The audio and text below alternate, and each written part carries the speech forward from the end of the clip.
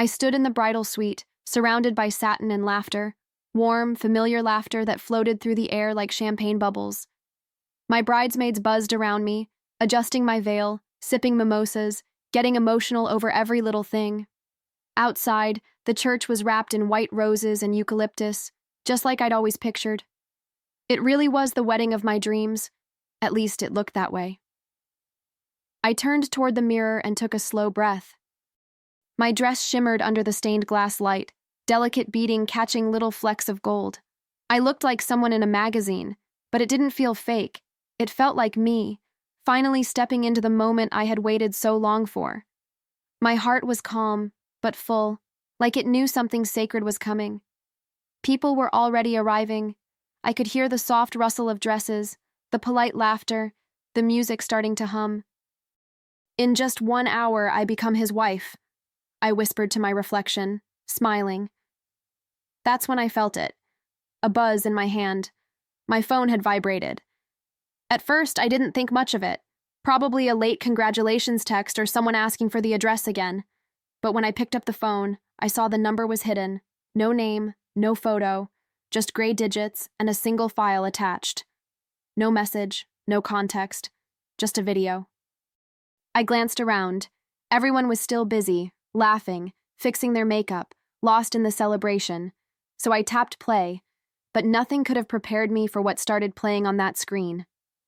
The music hit first, some club track thumping through speakers. Then I saw him, Ethan, in the middle of a crowd, not just drinking, but kissing. Multiple women, hands on them, their hands on him, grinding, laughing, like he'd just won the lottery. My stomach flipped. I blinked hard, thinking maybe it was a look-alike. Maybe I was seeing it wrong. But then I heard the voices, his friends. This is what a real bachelor party looks like. One last taste of freedom before you're locked down. Their voices cut through me like glass. I stood frozen, phone still in hand, while everything else around me blurred. The room didn't feel warm anymore. It was like someone had sucked the air out. I didn't cry. I didn't scream. I just stood there, locked in place, my heart thrashing against my ribs in a rhythm I couldn't control. My maid of honor noticed something was off. She came over, touched my arm, asked if I was okay. I couldn't speak. All I could do was replay the video. Not because I was in denial. No. I needed to see every face, every movement, every second burned into my memory. These weren't strangers in that video. They were his closest friends. The ones sitting in pews right now, smiling, shaking hands, waiting for me to walk down that aisle. I knew in that moment, this wasn't going to be the wedding they expected. The room spun, but I kept still. My hand tightened around the phone like it was the only solid thing in the world. That video kept playing in my mind, even after I closed the screen. Ethan's hands, Ethan's mouth, Ethan's laugh, the women, his friends cheering like it was some glorious conquest. I wanted to scream, but the kind of scream that never makes it past your chest, just a silent, burning ache. I sat down slowly, still in full makeup, veil pinned perfectly, like some tragic figure in a painting. My maid of honor knelt beside me, gently asking again what happened. I didn't answer. What could I even say? He's not who I thought he was, felt too small. Everything is ruined, didn't quite fit either. This wasn't just heartbreak. This was betrayal dressed up in tuxedos and toasts. I opened the video again, not because I needed proof. I needed to feel it, to let the lie dissolve completely so there was no room for hope, no space left for maybe. I watched it again, slower this time. I memorized the women's faces, his friends' smirks, Ethan's expression, how effortlessly he let go of me without a second thought. There was no shaking this off, no brushing it aside as a stupid mistake or blaming it on the alcohol. This wasn't a slip, it was a celebration. A deliberate act with an audience of groomsmen who toasted to his disloyalty like it was tradition. And the worst part? I could hear his voice in the video, laughing, loud, carefree, like I didn't even exist, like I was just a costume he'd put on later to finish the performance. My fingers started trembling, but I refused to break. Not here, not now. I'd spent too long building this moment, this day. I had picked every flower, curated every song, written vows from a place so deep inside me I thought nothing could shake it. But something had. He had. And now I stood on a fault line, everything beneath me cracked and hollow. I looked around the room again. Everyone still believed this was going to be the happiest day of my life. They smiled. They adjusted their heels. Someone passed me a glass of champagne. I took it, nodded, and said thank you. But inside, I was rewinding every second of that video, letting it bury the version of Ethan I thought I knew. Because the woman walking down that aisle would not be the same one who stood in this room an hour ago. I stared at my reflection again, but it wasn't the same girl from earlier. My smile was gone, and in its place was something sharper, something still, but no longer soft. This wasn't shock anymore. It was clarity, the kind that strips away every illusion and leaves only truth. And the truth was, I wasn't heartbroken. I was done. Done pretending. Done protecting a man who never protected me. I handed my phone to my maid of honor without a word. She watched the video, her face twisting in slow horror. I saw the way her hands covered her mouth, the way her eyes darted to mine, waiting for me to fall apart. But I didn't. I just watched her. Let her carry the weight I'd already accepted. She whispered, "Bella, what are you going to do?" And that's when it hit me.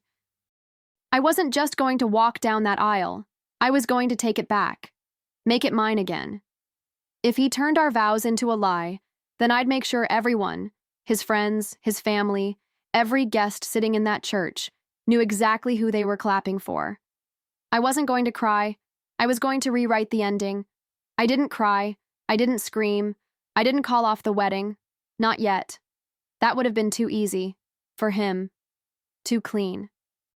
Instead, I took a deep breath, fixed my lipstick, and told everyone I needed a moment alone to soak it all in. And I did. I soaked in the betrayal, the bitterness, the burning clarity of it all. Then I stood up, smoother than I ever thought I could after something like that, and walked right to the videographer. I smiled, sweet, calm, composed, and asked him if the church projector was ready. I said I had a surprise video for Ethan, something to play just before the vows. He hesitated, blinking like I'd just asked him to set off fireworks inside the cathedral. "Are you sure?" he asked. I nodded, steady. "I want everyone to see how deep our love really runs." My voice didn't even shake. That part impressed me. There was a flicker of doubt in his eyes, but no refusal. No one tells a bride no on her wedding day, especially not one wearing a dress like mine, with lashes like mine, holding herself together with that kind of dangerous grace. He agreed. Said he'd have it cued. I thanked him, touched his arm lightly, and walked away. My bouquet felt heavier now, but it wasn't the flowers. It was what I was carrying with me, into that church. Back in the bridal suite, I glanced around at the women I loved most. My bridesmaids were fixing their hair, laughing, humming along to the playlist I made months ago, when I still believed Ethan was everything I'd prayed for. I almost felt guilty for a second. Almost. But then I remembered the video. His hands, his mouth, his friends. That erased any hesitation. They weren't just cheating moments. They were choices. And he made every single one of them with a smile.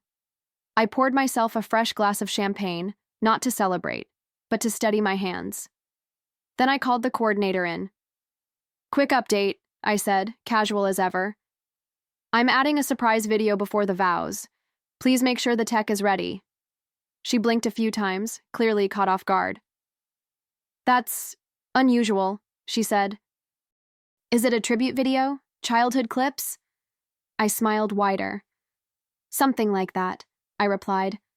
"Very personal." She gave me a weird look, but nodded. Everyone thinks brides are a little dramatic on their wedding day. Emotional, unpredictable, high-strung. So no one questioned me. That was the beauty of it. They didn't see the storm forming behind my smile. They didn't know this wasn't a breakdown. It was the beginning of a very calculated performance. As the clock ticked closer to the ceremony, I felt oddly calm, almost detached, like I was floating above it all. My gown swept behind me as I walked through the halls of the church, nodding politely to family, smiling at the little flower girls. No one saw it coming. That was the power I held now. They all thought I was just another glowing bride, lost in a fairy tale. But I wasn't walking toward a dream. I was walking toward the truth, and I was bringing everyone with me. I peeked into the sanctuary one last time before the doors closed. The place was full, packed.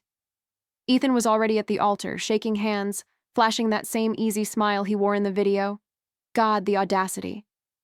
I watched him laugh with his groomsmen, those same men who lifted their drinks while he betrayed me. I could have screamed. But instead, I smiled too, because I knew something they didn't. I walked back to the vestibule, one hand on my bouquet, the other brushing the lace on my sleeve. My heart was beating, not with fear, but purpose. The church lights were soft, the music was cued, and the crowd was waiting. But this wouldn't be the wedding they expected. Not today, not anymore. The music started. Soft strings, exactly what I had picked months ago in a haze of love and Pinterest boards. The church doors opened, and every head turned. I stepped forward slowly, holding my bouquet like it was part armor, part anchor. My dress whispered against the aisle runner, each step deliberate, controlled. People smiled, some cried. Ethan? He looked proud, so proud, like he'd won something rare and precious, and maybe once he had. I met his eyes. For a split second, I saw it. His version of the story. The one where everything was still perfect. Where I didn't know. Where I was just some blushing bride walking into his lie, grateful to have him. I held his gaze and smiled. It was the most dangerous smile I'd ever worn. I could feel it slice right through him, though he didn't know why yet. He smiled back, clueless, confident. I reached the altar. My heart wasn't racing anymore. It was focused, measured. The priest welcomed everyone and spoke about love and commitment, about faith and fidelity. The irony made my stomach turn, but I kept my face serene. Then came the moment I had planned down to the second. Before I share my vows, I said gently, turning toward the crowd, I prepared something to celebrate the man I was going to marry. There was a flicker of confusion across the pews, soft whispers already beginning. Ethan tilted his head, still grinning, though I could see the edges of it tighten. He wasn't used to surprises he didn't control. I nodded toward the projectionist at the back of the church. He hesitated for half a second. Then the lights dimmed, and the screen behind the altar lit up. For a moment, silence. Then, the video started to play. The sound hit first, the thump of club music, the drunken voices, the cheers. Then the image. Ethan, front and center, drenched in neon light, tongue deep in a woman who definitely wasn't me. Another scene followed, and another, each one worse than the last. Kissing, grinding, laughter. Bodies pressed together like nothing in the world existed but their night of freedom.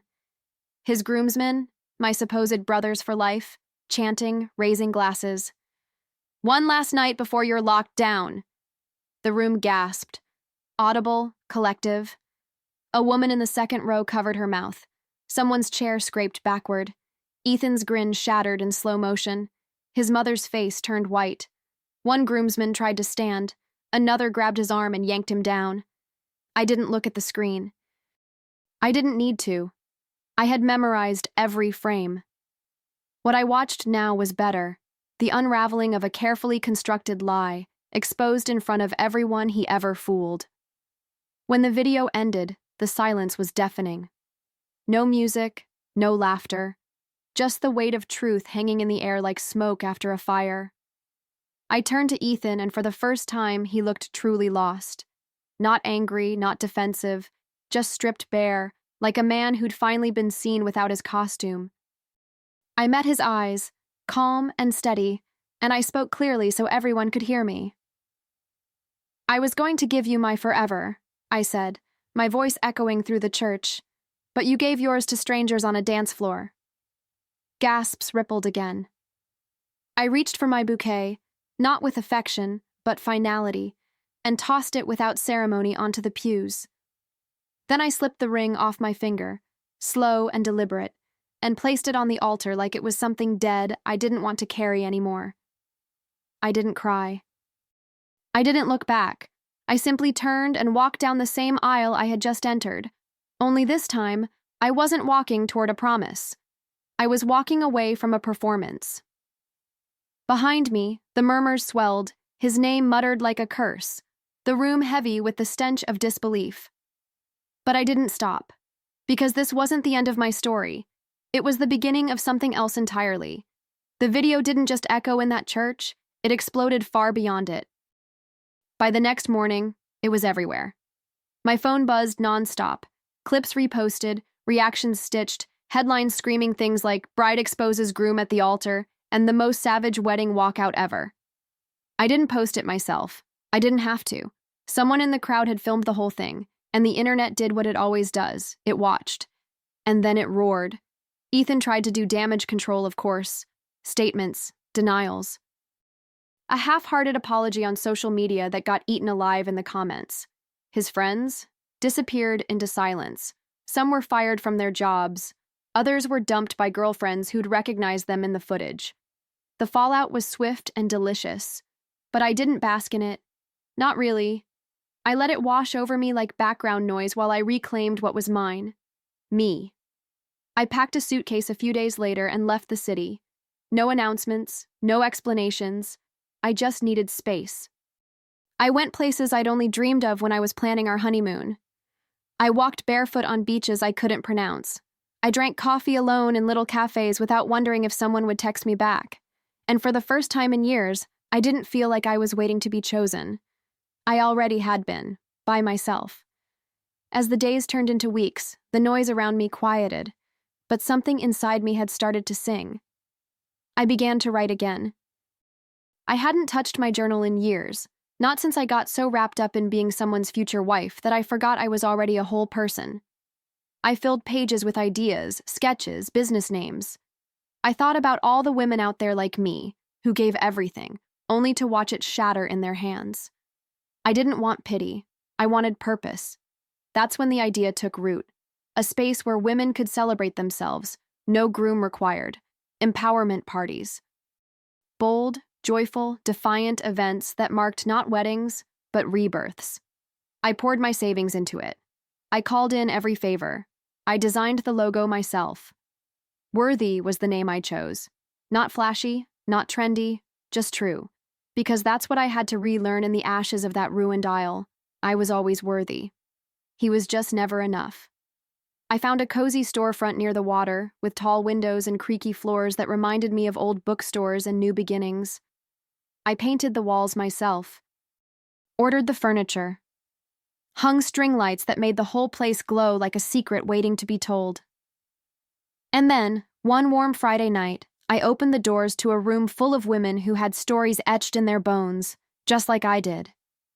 I wore white that night, on purpose. Not a wedding dress, but a sleek suit that hugged every curve of the woman I had fought to reclaim. As the room filled with laughter, clinking glasses, and the low hum of music, I stood at the front and raised a toast. My voice was steady, but warm, familiar, like someone who'd been to the edge and come back with a fire that wouldn't go out. I didn't get the husband I wanted, I said, looking around the room, but I got the freedom I deserved. The women clapped, not just politely, but like they felt it in their chests. Some cheered, one wiped a tear. I smiled, not for the cameras, not for a man, not for a fairy tale, for me. This was my beginning, not the one I had planned, but the one I needed. I wasn't walking down an aisle anymore. I was walking into a life that fit me better than any dress ever could. And in that moment, surrounded by women who knew the weight of silence and the power of speaking anyway, I felt something I hadn't in a long time. Not closure, not revenge, but peace. The kind that only comes when you stop waiting to be saved and decide to save yourself. That was the real vow. the one I made to me.